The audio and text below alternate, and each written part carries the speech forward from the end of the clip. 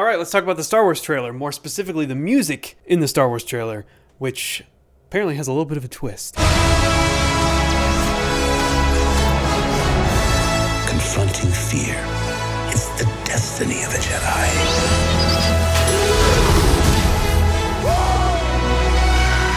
Your destiny.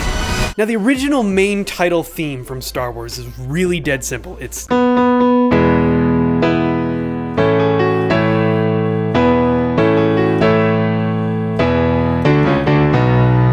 right? It doesn't get any simpler than that. 1 chord, 4 chord, and then with that little ditty at the end there. So for this final iteration of the trailer, we have a slight difference. Rather than starting on that 1 chord that this title normally starts on, we take the relative minor of that. Now, the relative minor, otherwise known as the natural minor of any major key, is simply the same exact scale as the major key, but if you started that on the 6th note of that scale. So let me show you what that means. So if we take E major, right? What if we just take the 6th note of that scale, all right, and let's just play the same notes that are in E major, but starting from that C sharp.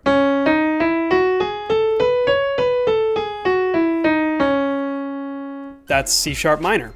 More specifically, C sharp natural minor. And we call it the natural minor or the relative minor because we didn't change any notes. We're using the same exact notes as E major, it just happens to be starting from a different degree of the scale. By starting on that natural minor and using the same melody, there's not much of a conflict because, like we said, all the notes in C sharp natural minor are the same as the notes in E major, so why wouldn't the melody work just the same? And it does. Beautiful. From there, we move down to the 4 chord.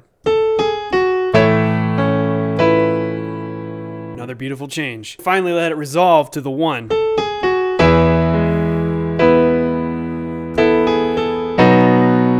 And landing on the 5.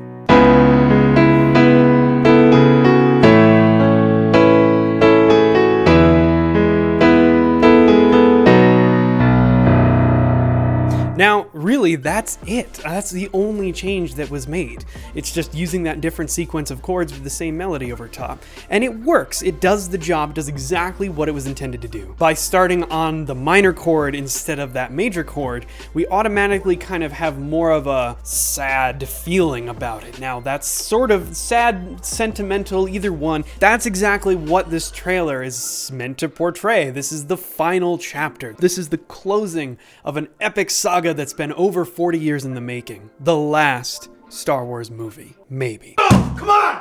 So naturally, you would want the feeling to be sentimental, and you want to make people tear up if you can with the music behind it. As far as I can tell, that's exactly what they were trying to accomplish. And then when you mix that with the instrumentation, the epic choir, the gigantic strings, and just the whole, it's just epic. The whole thing is just epic. Now, for me personally, I was a fan. I thought, you know what, this sounds really good. But I was caught very off guard. And the second I heard it, I said, something's not right here. Now, if you search the trailer and you search the music, you'll find a bunch of results about John Williams. John Williams, of course, one of the greatest film composers of all time. He happens to be my personal favorite, and this is why what I'm getting into now. This is why it stuck out to me. John Williams, for me personally, is my favorite film composer ever.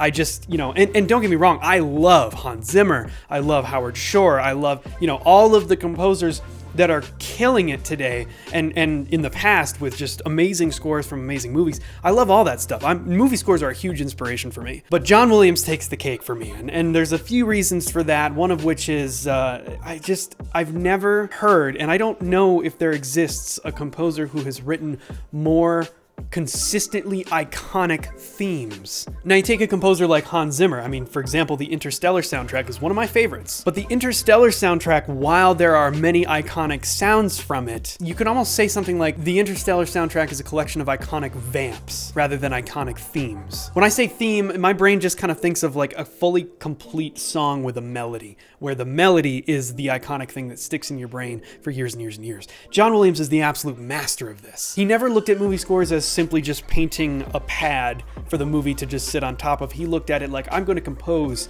a standalone, fully developed composition for this. And again, he's not, of course, not the only one to do that, and there's many brilliant composers out there, but for me personally, John Williams is my favorite. And that is why, when I heard this trailer, I was like, huh? The first thing that I thought was, that is not John Williams. And I was confused when I first did a Google search and I found every article I could find was attributing the music in the trailer to John Williams. I was like, no, there's no way, that's not right. Sure enough, I did a little more digging and I found an article that pointed to a composer named Blake Robinson, who was one of, in his words, a team of composers who contributed to the music for the overall trailer. Now, when I saw that, I said, bingo, that makes a ton of sense. Let me explain. While the music in the trailer did exactly what it was intended to do, and I think it did it really, really well, it was epically arranged and beautifully written, and yeah, it's a really beautiful reimagination of the main theme. But it did not strike me as something that John Williams would have written. This idea of using minor 6, 4, 1, 5, that's a pop song.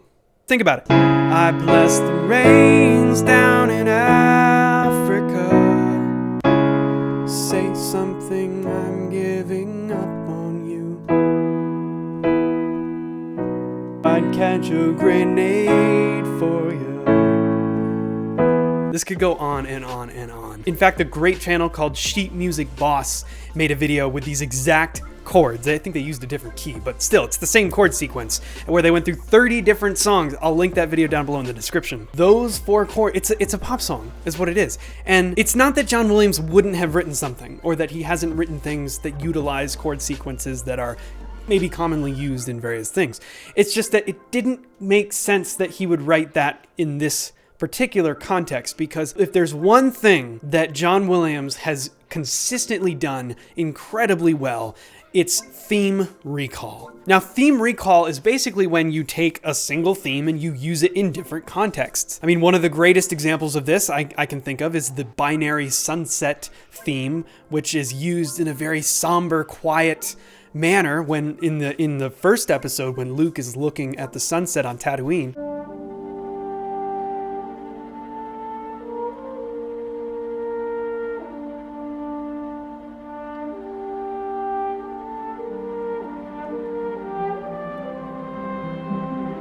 And then we see this theme in a different context in the Force Awakens trailer.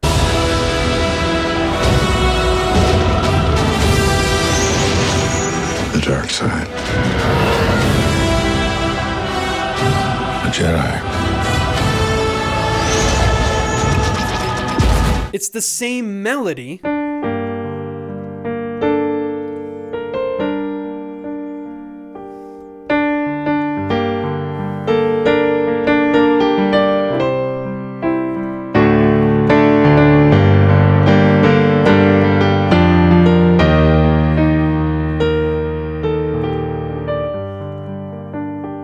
which for me personally, I think that might be my favorite Star Wars theme out of all the different ones. Another thing that we have seen used multiple times in the trailers is Leia's theme, which I, again, think is one of the most beautiful themes in cinema, period, let alone in the Star Wars music universe.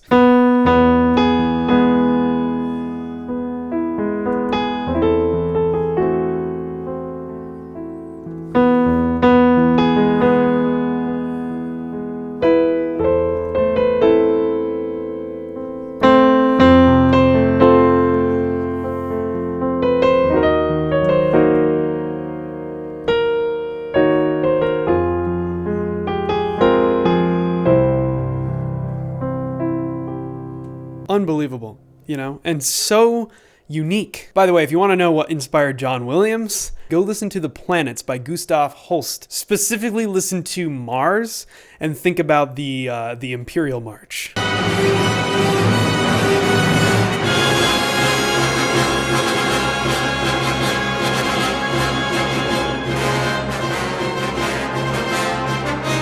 Now listen, that's not a knock on John Williams. He clearly recognized that Gustav Holst had this concept of space sounds and what that might sound like in an orchestral setting. And John Williams grabbed that Gustav Holst started and ran with it to create a lot of what you hear in Star Wars. And I think it's absolutely brilliant. It's not a case at all of like, oh, John Williams stole the idea from... No, that's just everything has an inspiration. So we've seen here multiple instances of this theme recall concept where we're using the same melodies in different contexts to portray different emotions. So now the question is, why did it stick out so much that John Williams did not, at least exclusively, maybe he had a hand in it. Why was it evident that John Williams himself did not arrange this particular version of the theme for the trailer? Well, it's simply because I feel like John Williams would have written it differently. I don't know, but I would think maybe he would have incorporated some of the other themes or harmonic sort of vibes of the themes. If you want to take the main title theme and turn it into something final and sentimental and epic, there's a lot of ways to do that don't necessarily make it sound like a pop song, which it didn't. It didn't sound like a pop song, but you understand what I'm saying. I mean, the usage of those 4 chords, while they work really well, does raise the question of, does this fit into the musical world of Star Wars? And of course, it's mostly just opinion too. So, let me know in the comments, what did you think of the reimagined theme? Would you have liked to have seen more incorporation of the other themes if we're going to reharmonize the main title of Star Wars? Or did you think it was literally perfect? So here's maybe a couple different ideas of other ways that the theme could have been reimagined that might have maybe drawn more of the Star Wars musical universe together a little bit. If I had the ability to arrange and record this with a big orchestra and a giant choir, I definitely would, but just for the sake of demonstration here, we'll just do it right here on the piano. But, okay, so let's say, I want to incorporate Leia's theme into the main theme.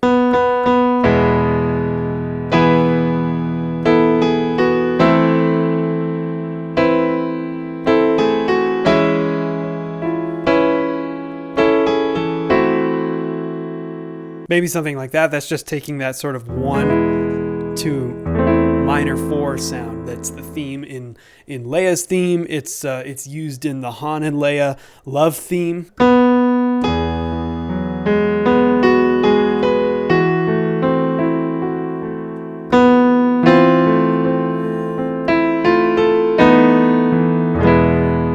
That minor 4 sound, which has a beautifully sentimental, it can elicit sadness, it can elicit pride, it can do all the things that I think they were seeking to accomplish in the trailer, but it incorporates more of the original themes. I don't know, maybe could we start on the 4?